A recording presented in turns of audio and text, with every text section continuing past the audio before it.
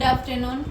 આજરોજ હાઇપરટેન્શનની અવેરનેસ માટે Raval health staff દ્વારા એક નાનું એવું તમારી સામે અવેરનેસનું નાટક પ્રસ્તુત કરવા જઈ રહ્યા છે, જેના થોડાક રોલ છે એ અમે તમને પહેલાં ઇન્ટ્રોડક્શનમાં સમજાવશું.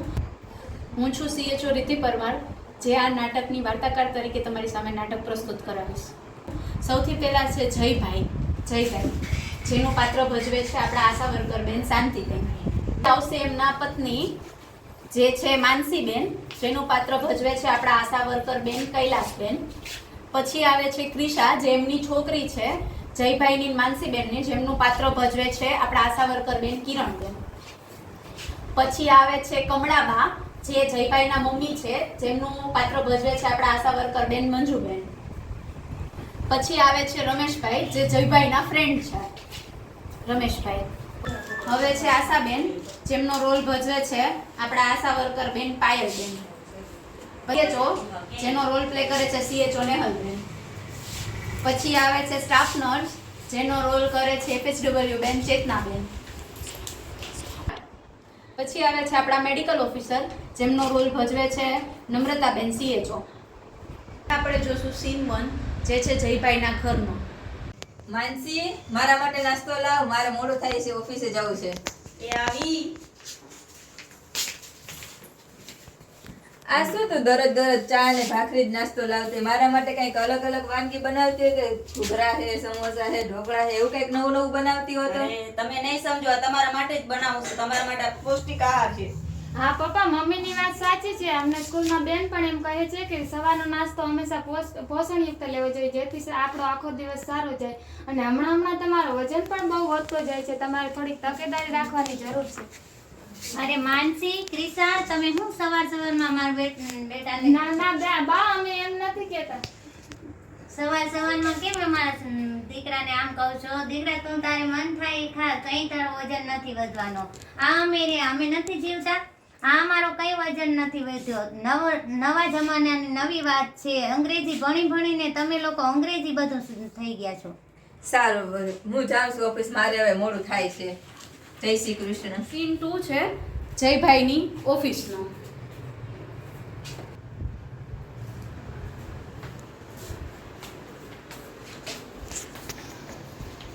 આવ રમેશ, શું ચાલશે જિંદગીમાં? કાંઈ નહીં, બસ કંટાળો આવે છે. એવું તે કેમ, શું થયું? અરે આખો દી કામ કરવાનું ને બેસીને ખાવું પીવું. અરે મજા ના આવે. અરે ગાંડા, મને તો આ એસી વાળો રૂમ, આટલી કામની મસ્ત જિંદગી, મને તો આ જ ગમે છે. અરે મને તો જરાય નથી ગમે, એ તો મને દેખાય જ છે તું કેવો લાગે છે ઈ. હા, કેમ, શું એ થયું એમને? અરે આખો દી ખાવું પીવું ને સિગરેટ ને એવું ન કરાય. યાદ છે ઓલા કરશન કાકા? હા, યાદ છે. શું થયું એમને? અરે એને તો છે ને બીમારી હતી. એવી તો શું બીમારી? એને બીપી ની બીમારી થઈ. એને ટૂંકમાં સાદી ભાષામાં શું કહેવાય? આ અંગ્રેજોની કઈક નવી બીમારી હોય છે માર્કેટમાં. નવી જ છે આ બીમારી. એને સાદી ભાષામાં આપણે એને છે ને હાઇપરટેન્શન બીપી કહેવાય. હા, તેમાં તો વળી શું હોય? એને જો ઈ દારૂ ને સિગરેટ એવું પીતા, એમાં અચાનક એને હૃદયનું બંધ થઈ ગયું, એનું હૃદય. હા, પણ આવું તો કાંઈ છે જ નહીં. મને તો એવું કાંઈ વેમ નથી કાંઈ. તને કાંઈ એવું નથી લાગતું? નહીં, તો કાંઈ આપણે તો એકદમ ફિટ અને ફાઇન છીએ. કાંઈ નહીં, હા ને તારું કઈ કરી જાય. બસ આમને આમ જયભાઈ બધા લક્ષણોમાં ધ્યાન નથી આપતા, બેદરકારી દાખવે છે, અને ધીમે ધીમે એમનામાં લક્ષણ વધતા જાય છે. લક્ષણ જેમ કે માથાનો દુખાવો, નસકોરી ફૂટવી, શ્વાસ ચડવો, વજન વધવો, ઉલટી થાવી, પસીનો આવવો, વારે વારે થાક લાગી જાવો, પણ એ કોઈ લક્ષણોને ધ્યાન નથી આપતા. અને હવે આપણે આગળના સીનમાં જોશું કે આગળ શું થાય છે.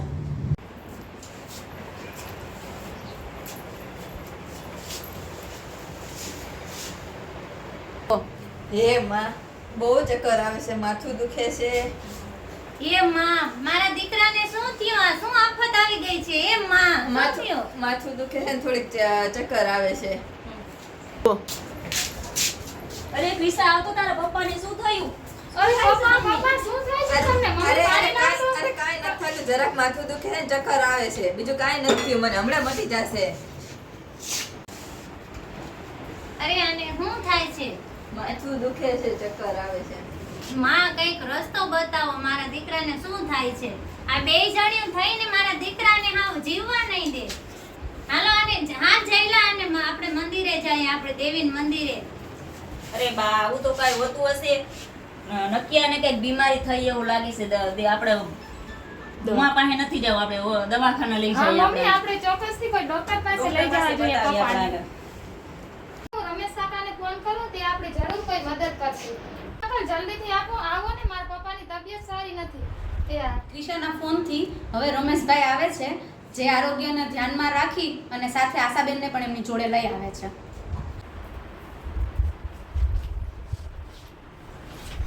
આવો આવો.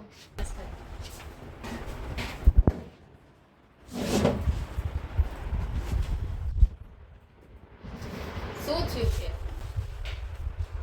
કઈ નહીં, હમણાં માથું દુખે, ચક્કર આવે આ છે. પપ્પાની તબિયત હમણાં સારી નથી રહેતી રમેશ અંકલ. ના, એમને આવું બહુ થવા લાગ્યું છે. હા. ચાલો તો આશાબેનને બતાવી લઉં. ઘરે તમે લોકો મારી વાત સાંભળો. હું દર મહિને તમારા ઘરે આવું છું. તમે લોકોએ તો મને જાણ જ નથી કરી. તમારી બેદરકારીને લીધે નાની વાત આવી મોટી બની શકે છે. કઈ નહીં આશાબેન, મને કઈ નથી. થોડુંક માથું દુખે છે ને ચક્કર આવે છે. થોડોક આરામ કરી લઈશ એટલે સારું થઈ જશે. વાત સાંભળો.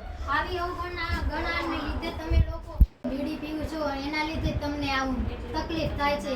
કેટલી વખત તમને મેં ના પાડી છે, તમે માં સમજતા જ નથી. અરે આશાબેન, મને કાંઈ નથી થયું. થોડોક આરામ કરી લઈશ, હમણાં સારું થઈ જશે. એમ સારું ન થાય. હાલો DHO પાસે લઈ જઈએ. આપણે જોયું કે કઈ રીતે જયભાઈની તબિયત બગડતા ઘરે જઈ અને આશા વર્કર બેને એમને સમજાવ્યું કે તમારે હવે ધ્યાન રાખી અને આગળ દવાખાને બતાવવું જોઈએ. તો હવે જયભાઈને લઈ અને માનસીબેન, રમેશભાઈ અને આશા વર્કર બેન નજીકના આયુષ્માન આરોગ્ય મંદિર ખાતે રાવલમાં લઈ જાય છે અને ત્યાં આપણે જોશું કે કઈ રીતે CHO જયભાઈની મદદ કરે છે. આમના ઘરે કેટલી વખત સર્વે કરવા ગયા છે પણ તે માનતા જ નથી. ધૂમ્રપાનનું સેવન કર્યા રાખે છે, પરસેવો આવે છે ને સિગરેટ વધારે આવે છે. તેઓ શું થાય છે જયભાઈ તમને? માથું દુખે છે, ચક્કર આવે છે, ક્યારેક ક્યારેક નસકોરી ફૂટે છે ને જયભાઈ તમને તો બહુ બધું થાય છે. વધારે કાંઈ ચિંતા જેવું નથી ને આમને. હું તપાસ કરી દઉં.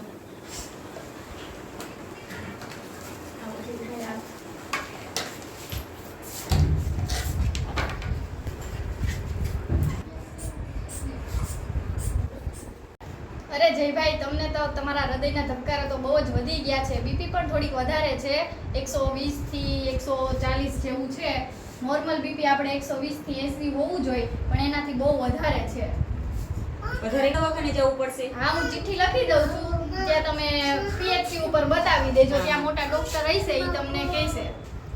હવે આપણે જોયું કે કઈ રીતે CHO એ પેશન્ટને તપાસ કર્યું અને સ્માર્ટ રિફરલ સિસ્ટમથી હવે એમણે પેશન્ટને આગળ રિફર કર્યું છે, જ્યાં PHCમાં મેડિકલ ઓફિસર શ્રી એમની આગળની તપાસ કરશે, જે આપણે આગળના સીનમાં જોશું. આવો આવો, શું થયું છે તમને? કઈ નહીં, કાલ આશાબેન આવ્યા હતા ઘરે તો એને CHO પાસે મને લઈ ગયા હતા અને ત્યાં કંઈક મશીનથી મારો બીપી માપ્યું હતું તો થોડુંક બીપી વધારે આવે છે. ઓકે, બતાવો.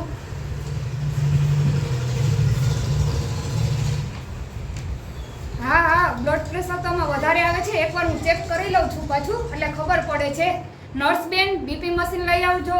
હા, લઈ આવી. કેટલા ટાઈમથી આવું બધું થાય છે તમને? હમણાં જ કાલ પરમ દિવસ 2-3 દિવસથી આવું રહે છે, બાકી તો બધું સારું છે. આની પહેલા ક્યારે ચક્કર આવી હતી? હા, આવી હતી. માથું દુખે છે? હા, દુખે છે. કેટલા ટાઈમથી દુખે છે? અઠવાડિયુંથી. ઓકે. અને શું થાય છે? હા, જયંતે માંદો જ પડતો હોય, ધ્યાન રાખે નહીં ખાવા પીવામાં ને કાંઈ. ની વાત સાચી છે, તમારું બીપી થોડુંક વધારે આવે છે, નોર્મલ કરતા થોડુંક વધારે છે. અત્યારે 160/100 છે. એટલે હું તમને જે દવા લખી આપું છું એ દરરોજ દવા તમારે લેવી પડશે. ઓહો, દવાઓ? હા, દરરોજ દવા લેવી પડશે. એનાથી તમારું બ્લડ પ્રેશર કંટ્રોલમાં રહેશે ને મહિનામાં એકવાર તમારે દર વખતે અહીંયા બતાવવા આવવું પડશે. હા આવી જશે દર મહિને. જો જયલા મેં તો નહોતું કીધું કે તને બ્લડ પ્રેશર હશે, કીધું તું ને મેં તને. હા કીધું તો તમારી વાત ચિંતા સાચી. જેવી કઈ વાત નથી. દવા લેશો એટલે સારું થઈ જશે. જેમ જેમ દવા લેશો એમ એમ તમારું બીપી કંટ્રોલમાં આવી જશે અને ધીમે ધીમે તમારી દવા ઓછી થઈ જશે. સારું તો મારે ખાવામાં શું ધ્યાન રાખવી જોશે હવે?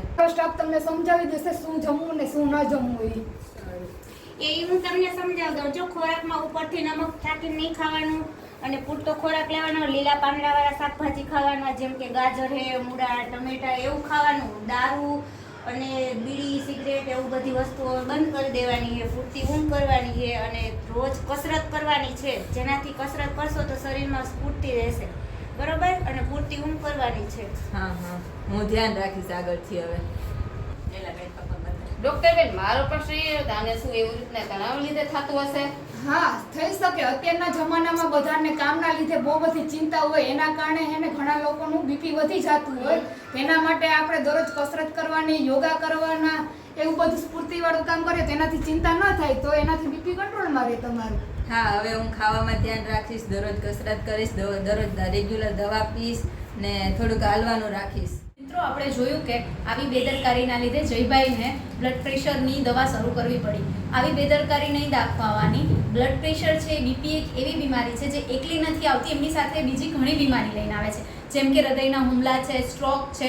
તો આપણે આવી બેદરકારી નથી દાખવવાની અને હર કોઈ જાગૃત નાગરિક બનવાનું છે અને હર કોઈએ 30 વર્ષની ઉંમર પછી આ નજીકના આયુષ્માન આરોગ્ય મંદિર ખાતે જઈ અને વર્ષમાં એક વખત ઓછામાં ઓછી બીપી અને ડાયાબિટીસની તપાસ જરૂર કરાવવાની છે અને બ્લડ પ્રેશરના દર્દીએ દર મહિને ત્યાં જઈને તપાસ કરાવવાની છે. હવે બ્લડ પ્રેશરના જે દર્દી છે ત્યાં નજીકના આયુષ્માન આરોગ્ય મંદિર ખાતે તમને મફતમાં દવાઓ મળશે અથવા તો તમે દીનદયાળ અથવા તો પ્રધાનમંત્રી કોઈ પણ જગ્યાએ નજીવી ભાવે દવા તમને મળી શકે છે. આયુષ્માન આરોગ્ય મંદિર ખાતે તમને હર કોઈ દવા મફતમાં મળવા પાત્ર છે. બીપીની બીમારી છે એની તમારે બેદરકારી નહીં દેખાવાની અને જરૂરપણે તપાસ કરવાની. તમને કોઈ પણ એના લક્ષણ દેખાય તો આશાબેન જ્યારે તમારા ઘરે આવે છે ત્યારે એમને પણ જાણ કરો અને બાકી દર મહિને જઈ અને તમે તમારા બીપી અને ડાયાબિટીસની તપાસ કરાવી શકો છો. આમ આપણે થોડું ધ્યાન રાખીને હાઈ બ્લડ પ્રેશર, ડાયાબિટીસ જેવી બીમારીઓથી બચી શકીએ છીએ અને એમનું વહેલું નિદાન કરાવી અને ઈલાજ કરાવી શકીએ છીએ. તો હર કોઈએ જાગૃત બનવું અને વહેલો નિદાન કરાવી અને ઈલાજ કરાવવું. રાવલના હેલ્થ સ્ટાફ દ્વારા આજ રોજ આ નાટક દ્વારા તમને સમજાવવામાં આવ્યું છે કે કઈ રીતે નાની એવી તમારી બેદરકારી મોટી તમને ભૂલ થવાથી બચાવી શકે છે. ધન્યવાદ.